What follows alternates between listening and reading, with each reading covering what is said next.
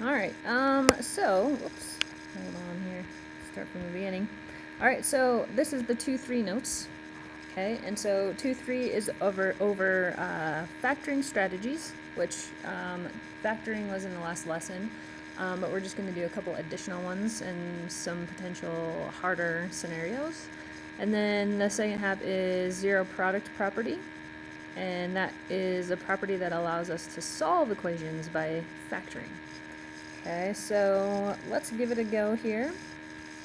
Okay, so here's going to be our first example. So I'll let you write that down, and while you're writing it, hopefully you notice that there's a lot of terms here. Specifically, there happens to be 4 terms. Okay, so anytime you have 4 terms, we're going to try to do the grouping method. Okay, the grouping method is a play off of the AC method. So if you're calling the AC method, you start by multiplying the AC, and then you have to figure out what 2 numbers multiply to the AC, and then add to the middle term, and then you rewrite it so that there are 4 terms. So that's where we are. The first thing that I noticed though is it is not written in standard form. So I'm going to start by rewriting this so that it is in the proper order. So I'm going to put the cubic piece first, then the quadratic, then our linear term, and last the constant. Okay, so once I have that in standard form, this will probably be a little easier to do. So this is where our grouping method comes into play. So I'm going to start by grouping the first 2 and grouping the last 2, and then when I group those, the idea is to pull out the greatest common factor. So of that first quantity, okay, so this 3x cubed plus 6x squared, what is the greatest common factor? What can I pull out of both pieces? Okay, so hopefully you're thinking I can pull a 3 and I can pull x squared out. They both have at least an x squared. So if I pull that out, what's left over? I would have an x. Remember, you're essentially dividing when you pull something out. And if you pull 3x squared out of 6x squared, 6 divided by 3 is 2. And pulling both x squareds out, you're left with no more x squareds. Okay, on the back end, if I have this minus here, I'm going to pull a negative something out of both of these terms. So what can I pull it out of? 27x and 52. Okay, so this one is a little bit tougher. I can pull 27 out of both of those. So I'm going to pull a negative 27. And if I pull negative 27 out of a negative 27x term, I'm left with an x. And then here's a tricky piece. If I pull a negative out of a negative 54, I'm going to be left with a positive. 54 divided by 27 makes 2. Okay, so here is that magical step that must happen when using the AC method. These 2 quantities have to be the same. Okay, so that tells me that I have 2 factors. They are x plus 2, and then the piece that's left on the outside, so 3x squared minus 27. That is going to be our second factor. Okay, now before I stop and say all done, I want to see if this can potentially go further. Okay, so anytime I'm left with an x that's higher than a linear degree, so second degree or quadratic, I want to check and see if I can factor that piece further. And if you look at this, I can pull a greatest common factor. Okay, so if I pull that greatest common factor being 3, I would be left with x squared minus 9. Okay, and again, here's another quadratic piece. Can I potentially factor that further? Well, we learned that in the last lesson. That is a difference of squares that does factor into x plus 3 and x minus 3. So I'm going to write x plus 3 and x minus 3. Notice I left the front for a second. I like that 3, but I want that 3 to be in the front. It looks nicer. And then all of our quantities, our factored quantities, are going to be last. So there, that is fully factored. Okay, so the trick on these is they're going to be a little bit more factoring than just kind of a one step and done for each of these. Alright, take a peek at question number 2. So question number 2 looks pretty gnarly. We have p times the quantity p minus 4 squared and then minus 2 times the quantity of p minus 4, interesting, cubed. So what I'm seeing here is I technically have two terms. Okay, I have this first term separated by that minus, and then I have a second term. So this is actually a binomial. Okay, and the step that I'm on here is anytime I have a binomial, I always want to pull a greatest common factor. Okay, so if I look at both of those, what can I pull out of both those terms? What do they have in common? Okay, well both of them have p minus 4s, right? The first term has 2 of the p minus 4s, and the second term has 3 of them. So I can pull 2 out of both of those terms. Okay, so when I pull p minus 4 squared, 2 of them out, what is left over? So on the first term here, the first piece, I'm pulling out the p minus 4 squared, so what's left over? Well, only a p. Okay, and then if I go to the second term, okay, I'm pulling out a p minus 4 squared, so I'm still going to have a 2, but I still have one more p minus 4, so I'm going to keep that in parentheses. Okay, so at that point, I like the p minus 4 squared, that's fully factored, but this back here, we can make that look nicer. I'm going to take that negative 2, and notice there was a negative right attached to the 2, and I'm going to distribute this through, so it looks nicer. Okay, so the p minus 4 is untouched, and then if I distribute that 2, negative 2, that'll give me negative 2p, careful, plus 8. Okay, so then I can quickly combine my like terms. I have a p minus 2p's. Well, that makes negative p, so negative p plus 8, and now I got rid of all of my quadratic, anything higher than a linear degree, and this is done. This is now fully factored. Okay.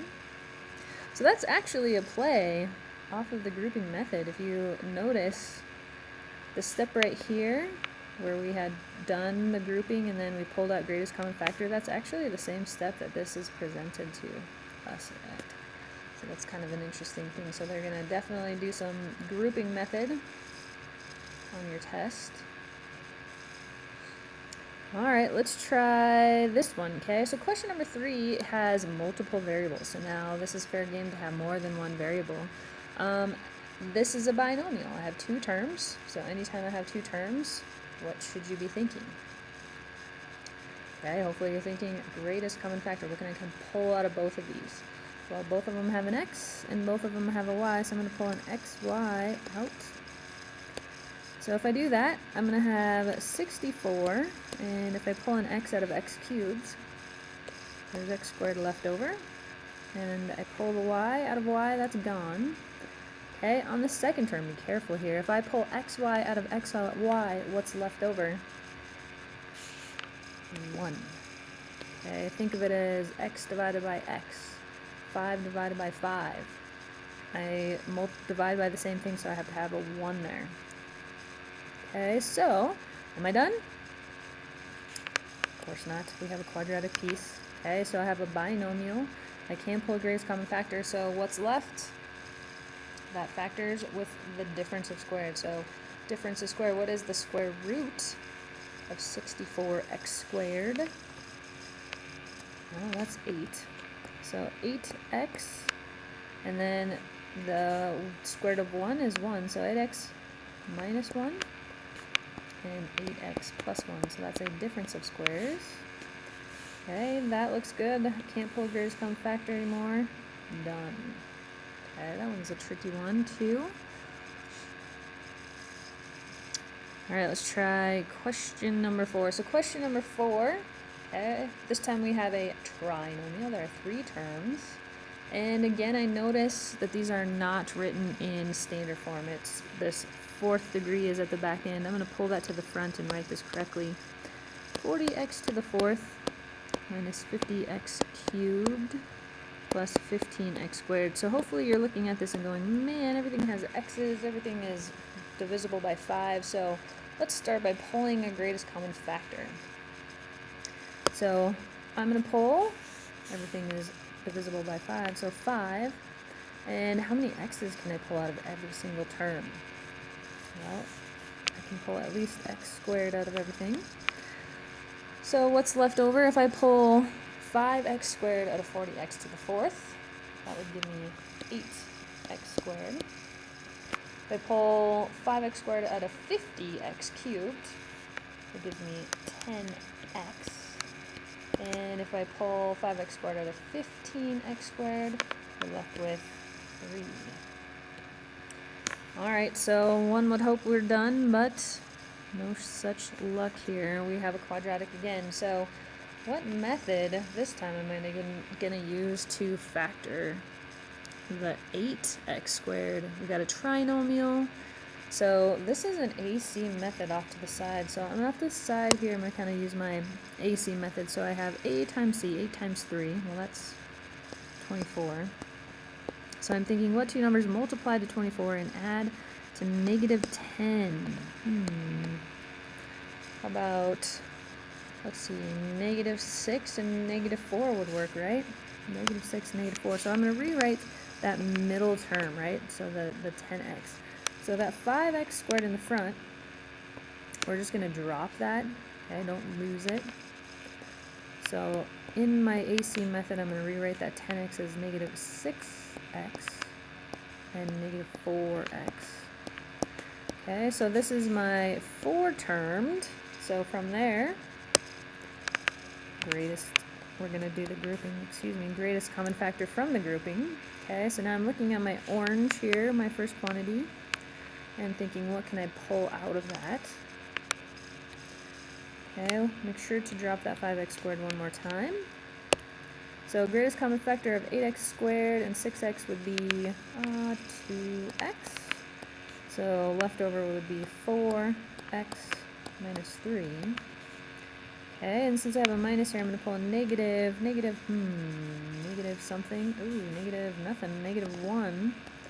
So if I pull negative 1, I'm going to have 4x. Be careful here. If I pull a negative out of a positive 3, we get a negative 3.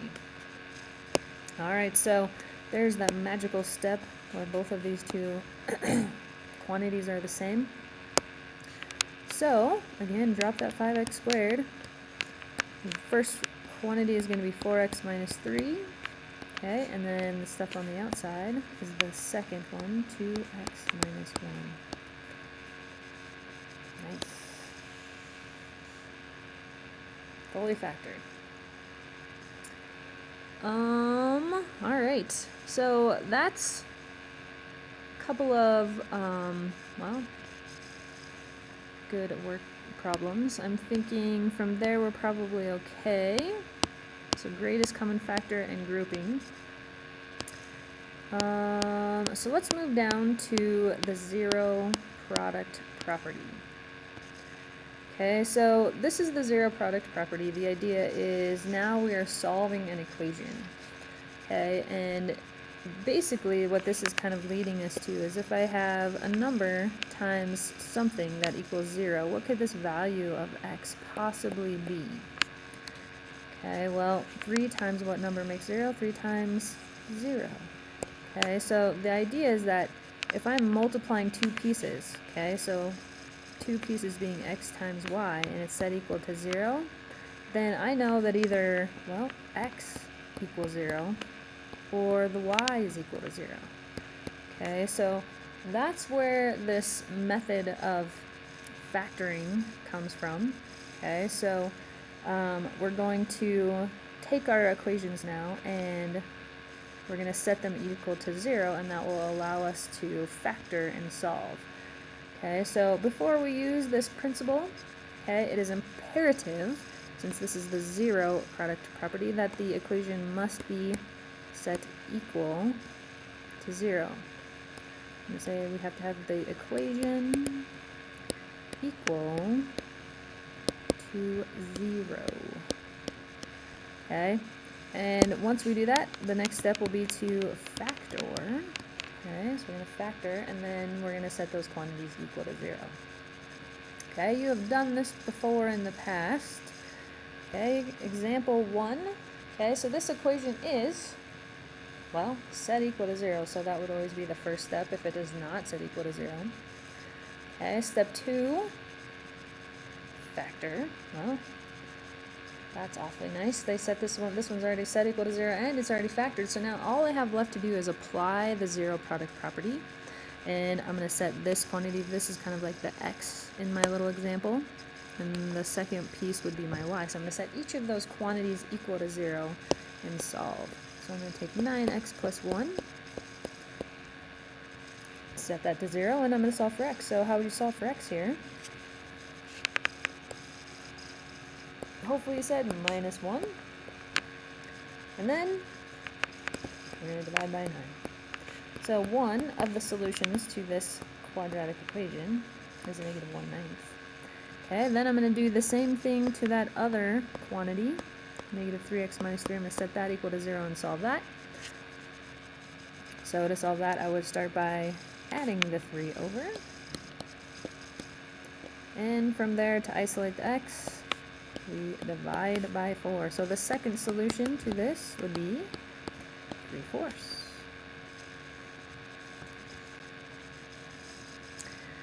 Nice. Alright, make it a little harder. Okay, so question number 2, we have a quadratic piece again. 5b squared equals 10b squared. Now this one is not set equal to 0. So our first step here is going to be take this equation and set it equal to 0. So how am I going to pull that 10b over? Well, we're going to subtract the 10b. If you said divide, you actually cannot divide by a variable. Okay, so that is an illegal maneuver because you don't know if that b is 0. So you can never divide by a variable for the reason of the math god said, thou shalt not divide by 0. So we'll subtract that 10b to the other side. So there's our step 1. Step 2 is now to factor. So what method are we going to use to factor this?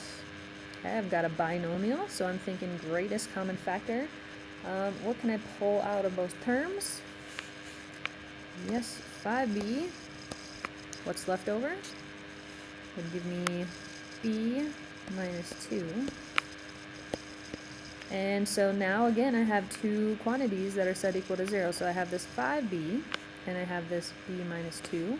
So just like that last question, I'm taking 5b and set it equal to 0. I'll do the same with the b minus 2. Set that equal to 0, and now we can solve both of those. So my 5b equaling 0, to isolate the b, we're going to divide by 5. So what is 0 divided by 5? 0. Good. Only undefined if it's dividing by 0. Anybody have to have said that? Okay, so on the second one I have b minus 2, so we're just going to add that 2 over, and so voila, our second solution is 2. Okay, so basically all you're doing here is the same thing as we did in the previous lessons, but now you're going to set each of those quantities, the factor forms, equal to 0 to find your solutions. Okay, so at the end of all of your equations, you should say x equals something, x equals. Alright. Hopefully that should get you there. Good luck.